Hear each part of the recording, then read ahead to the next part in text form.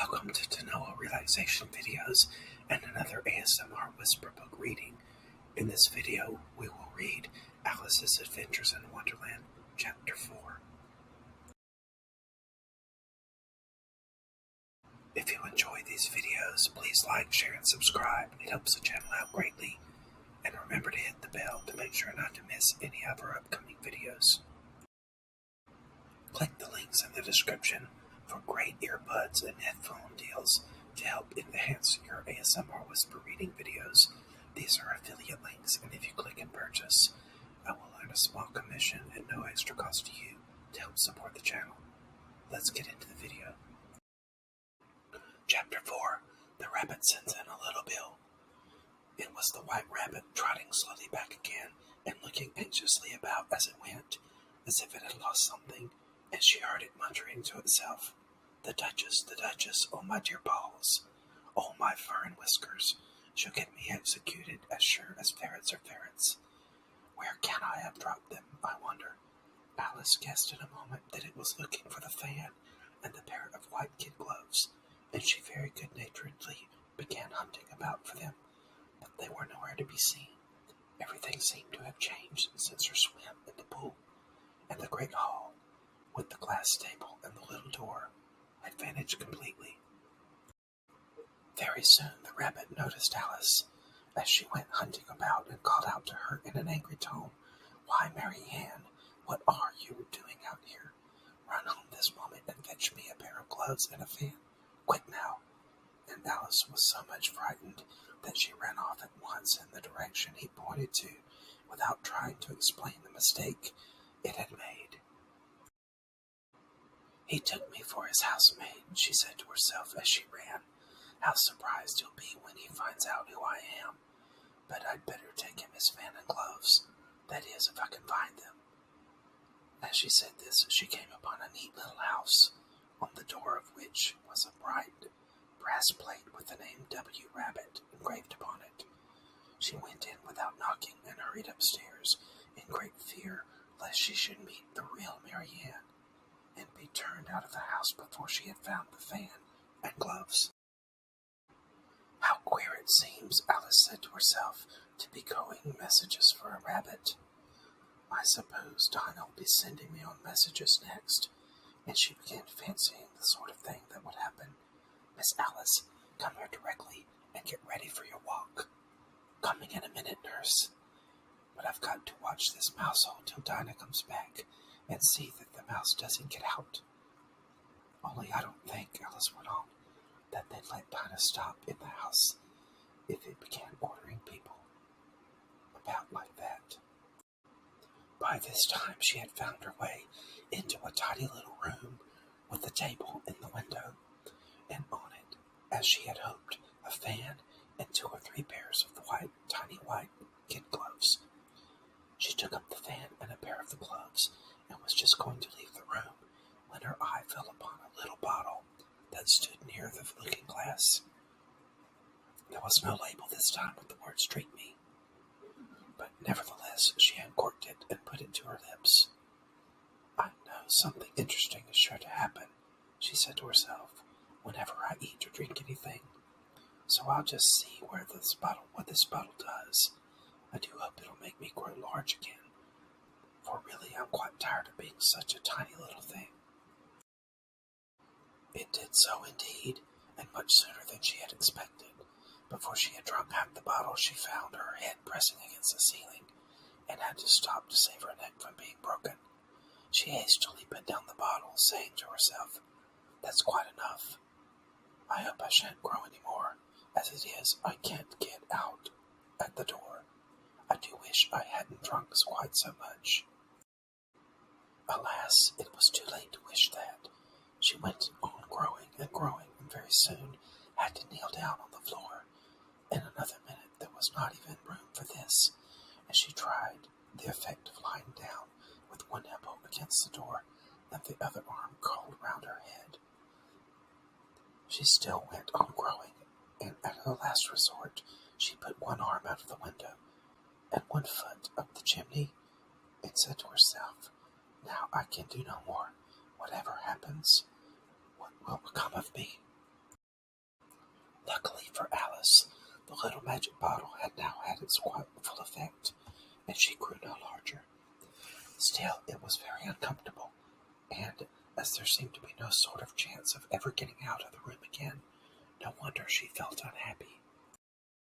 It was much pleasanter at home, thought poor Alice, when one wasn't always growing larger and smaller and being ordered about by mice and rabbits.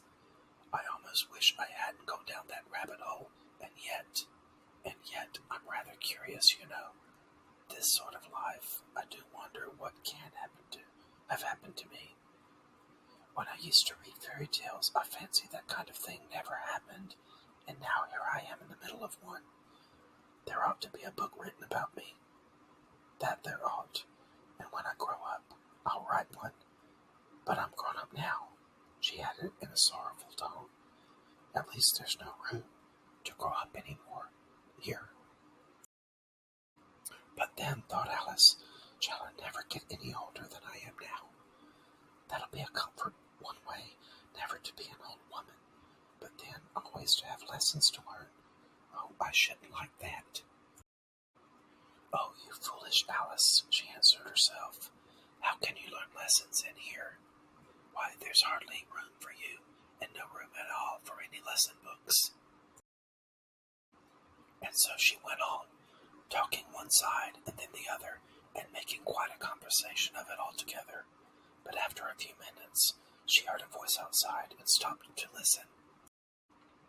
Mary Ann, said the voice, fetch me my gloves this moment.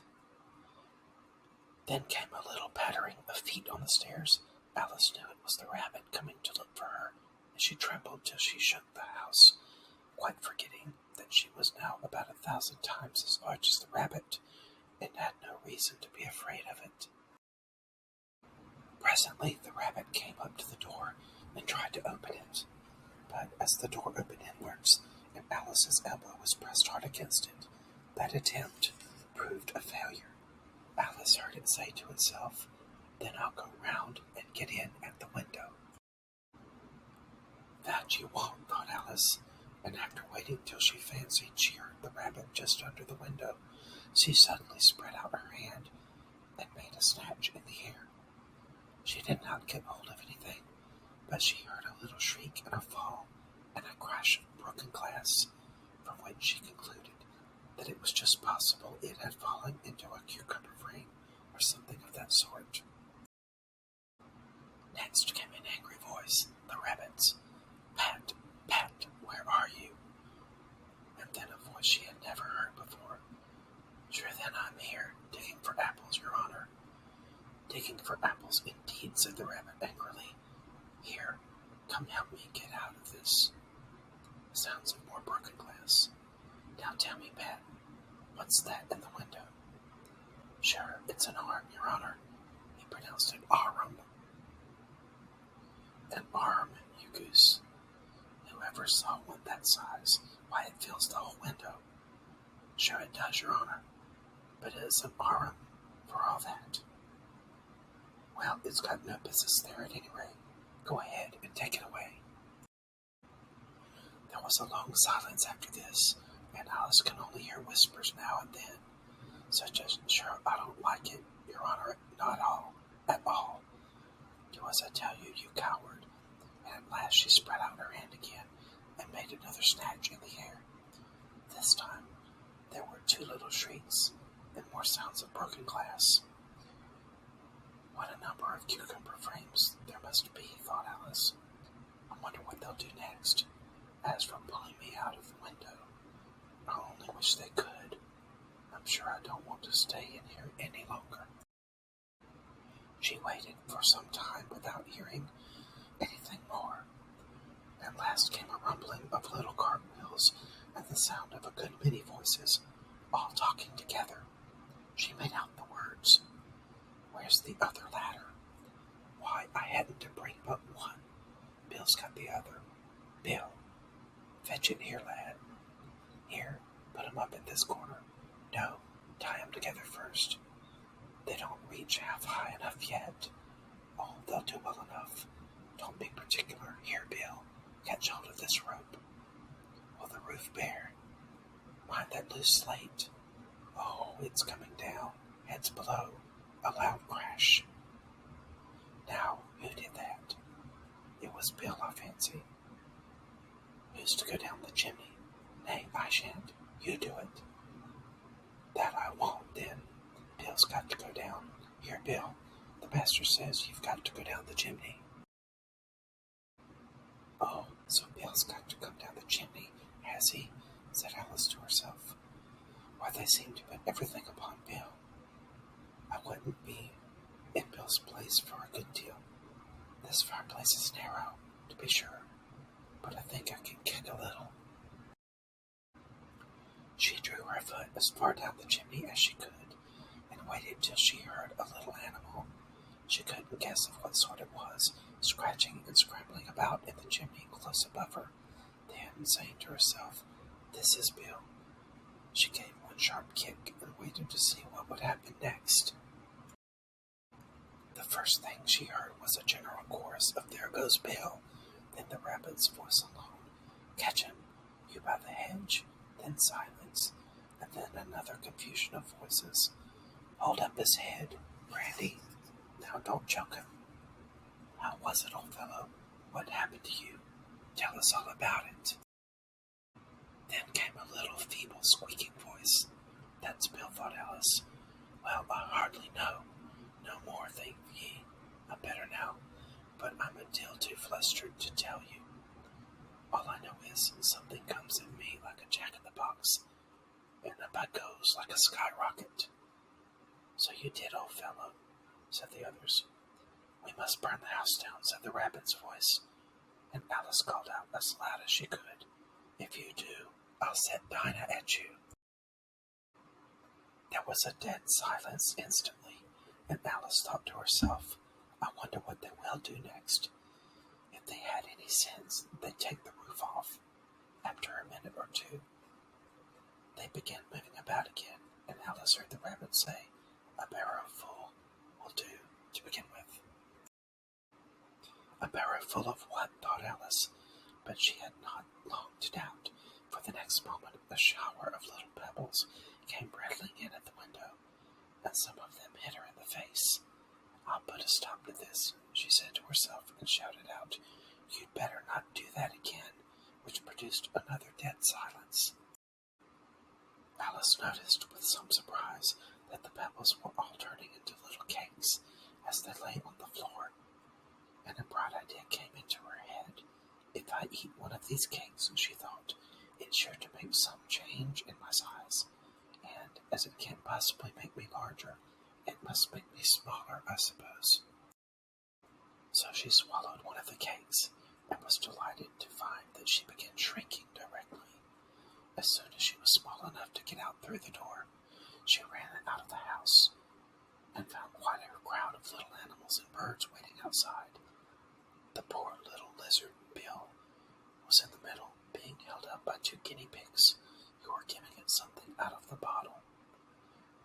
They all made a rush at Alice the moment she appeared, but she ran off as hard as she could, and she found herself safe in a thick wood. "The first thing I've got to do," said Alice to herself, as she wandered about in the woods, "is to grow to my right size again. And the second thing is to find my way into that lovely garden. I think that will be the best plan." It sounded an excellent plan, no doubt, and very neatly and simply arranged. The only difficulty was that she had not the smallest idea how to set about it, and, while she was peering about anxiously among the trees, a little sharp bark just over her head made her look up in a great hurry. An enormous puppy was looking down at her with large round eyes, and feebly stretching out one paw, trying to touch her. "Poor little thing," said Alice in a coaxing tone, and she tried hard to whistle to it. But she was terribly frightened all the time at the thought that it might be hungry, in which case it would very likely to eat her up in spite of all her coaxing. Hardly knowing what she did, she picked up a little bit of stick and held it out to the puppy, whereupon the puppy jumped into the air off all its feet at once with a yelp of delight and rushed at the stick and made believe to worry it. Then Alice dodged behind a great thistle to keep herself from being run over, and the moment she appeared on the other side, the puppy made another rush at the stick and tumbled head over heels in its hurry to get hold of it.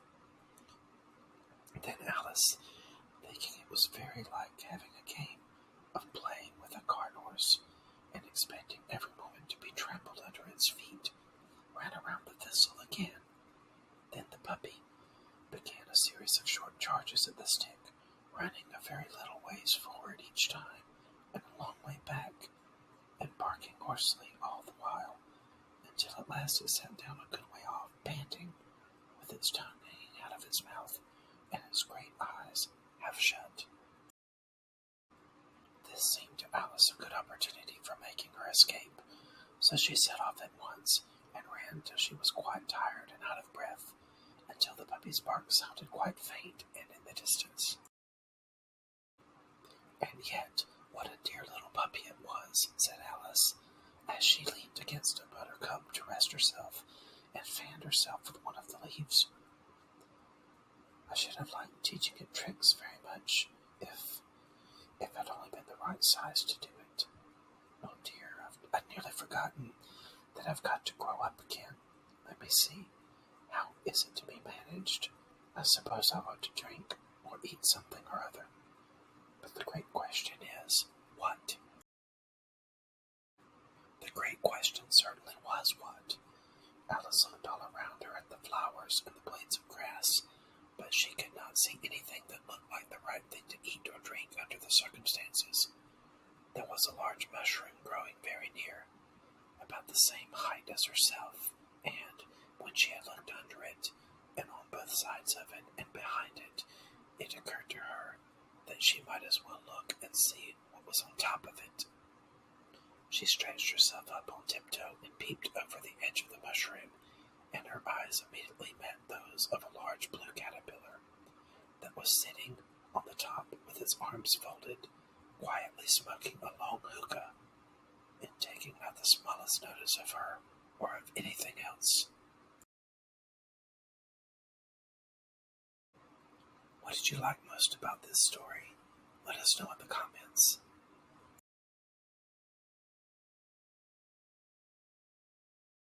On behalf of Tannoah Relaxation Videos, thank you for watching, and we hope to see you soon for more whisper reading videos.